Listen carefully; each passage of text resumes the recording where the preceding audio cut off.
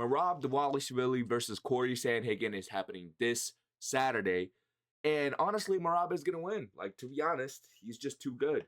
But Sandhagen has a lot of tools in his tool bag. And if he pulls out the right ones and uses them at the right time, he might be able to pull off the upset. So I wanted to talk about the tools that he should definitely be using in this matchup. Most definitely, he needs to be jabbing and moving.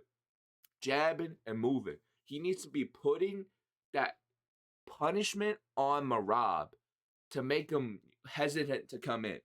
And the most important thing is he cannot back up. If he's getting backed up to the fence, that's where Merab is comfortable. Merab likes to come out and he likes to pressure you, but not really pressure you. He's either all the way out of range or he's in range.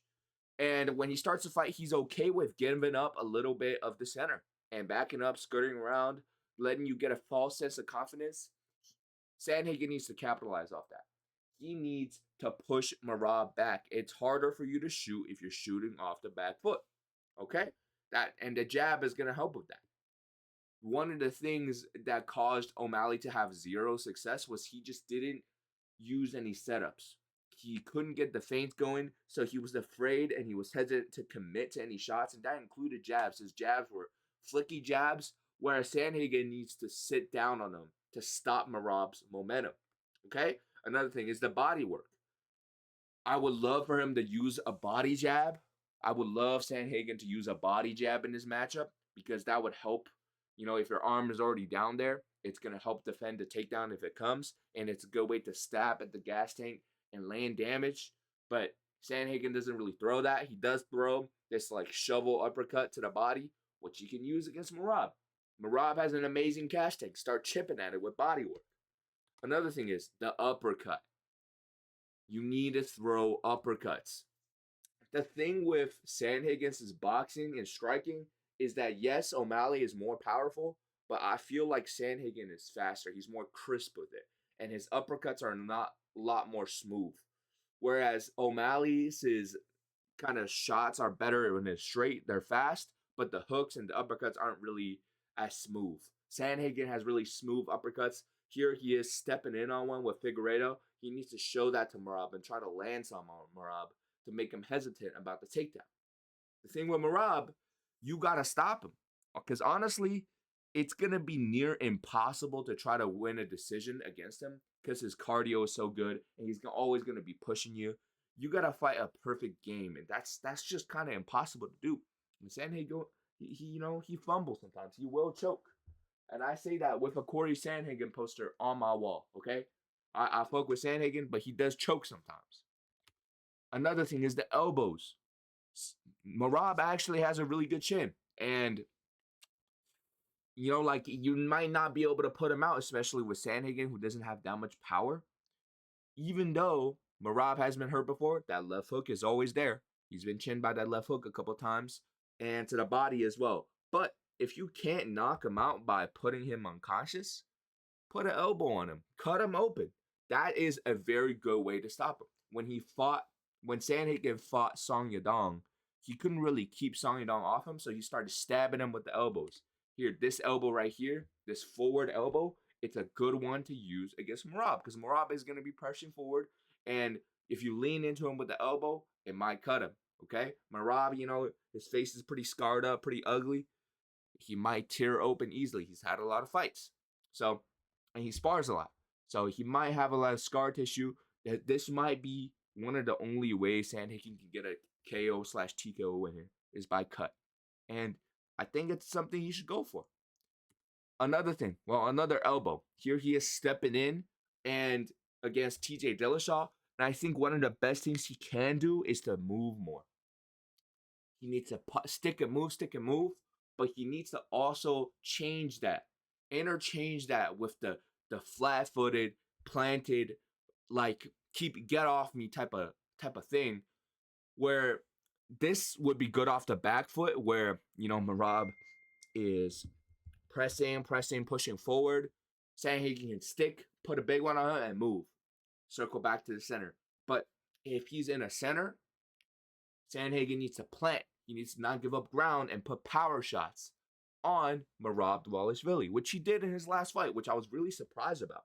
He looked very good against Figueiredo. He looked mean. He looked, he looked planted and ready to fire at all times. And, he shut down Figueiredo with that. Another thing, he definitely should not grapple. I know he said he's going to try to shoot on Merab. Don't do that, okay? I know it's good to be confident, but here's the thing. I don't think Sandhagen is going to be able to submit Merab. I don't think he's going to bring something to the grappling that Merab hasn't seen before. Merab grapples a lot. And I understand that he did really good getting up against Umar. And he could use that here. Because obviously he's going to be touching the ground. But he shouldn't be trying to stay on the ground. Because that's when Merab is winning. Trying to limit these leg lock exchanges. Use it to get up. Use it to get up because Merab is somebody that is educated in the leg lock game, so you can use that to threaten him, and Merab might actually take it serious and use that to get up to his feet. And don't give up your back, because, Sandhagen does do that. I could totally see Merab getting on the back, seeing that he trains with Aljo, and he probably knows about that. It might happen. So definitely try to limit ground exchanges if you're Sandhagen, and definitely do not give up your back, even though he does that all the time. Now, to the kicks. Calf kicks, leg kicks, they're all going to be good here. This is, even though this looks like a teep to the knee, this was a leg kick. Merab throws a lot of leg kicks. You got to throw them with him, okay? You can't just let him get free damage on the legs, especially because, one, you want to damage Merab's legs. Slow him down. Make him work, okay? Merab seems to be made out of fucking rocks, but if you touch his legs enough, he will slow down. His movements will get slower. His shots might get more labored. It's worth it. Another thing is that teep to the knee. Even though this looked like a teep to the knee, this is actually a teep to the knee. Use that against Merab. If he's pressuring you, stomp on that knee. Push that fucker back. Make him think about something.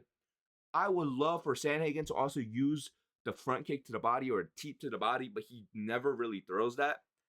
That would be such a good weapon against Merab to just kind of keep him off, stomp on him, tick away at that gas tank. And, but he doesn't do that. He does throw a body kick, which I don't know if he should do in this matchup because you can get it caught. Merab will be the type of guy to catch it and topple you over on a takedown. So I don't know about the body kicks. Head kicks, definitely. And most definitely, throw the flying knee if you're back against the fence. And also, not off the bat. I don't think Sandhagen should throw in the first round like he did here against TJ. If he is getting taken down and he knows he's going to the ground anyways, you might as well throw that flying knee. So maybe starting, after he gets up from the ground or in the second round when the ground exchanges have already happened where Sandhagen knows, okay, this guy's going to get me down anyways. I might as well throw a wrench in that, maybe land this on Merab's chin, or, end up in a different position than, like a Merab takedown position, like a half guard or a full guard. And also, I have no idea how TJ Dillashaw ate this shot. This was a flush flying knee to the chin, and TJ just ate it. Maybe Merab will eat it too, but it will be good to discourage him. I think the whole point is just discourage him from that takedown. Make him think, shit, there's something in the way of that. So I'm going to eat this if I do it. But all in all, I don't think Merab will lose. I think he's very good. He's probably going to be able to be more composed, mix up his game better. And honestly, I don't like to say this, but I don't think Cory Sandhagen is on that level. Every time Cory Sandhagen has went up against a elite level, a championship level fighter, he has lost. He lost against Jan. He lost against Aljo. He lost against Umar. And, he does have a decent style matchup against Merab, but it's not super favorable. I just don't see him winning this. I'm thinking if Merab is improving the way I think he is, he might be able to get the submission here. I think that's a good shout. But the safe pick is obviously Merab by decision. Sandhagen is pretty difficult to finish. But yeah, man, let me know what y'all think in the comments. If you think Cory Sandhagen is going to beat Merab, if, Merab is going to demolish Sandhagen, let me know what you think. Like and subscribe. Follow me on X. And yeah, man, I'll catch you out the next one. Peace out.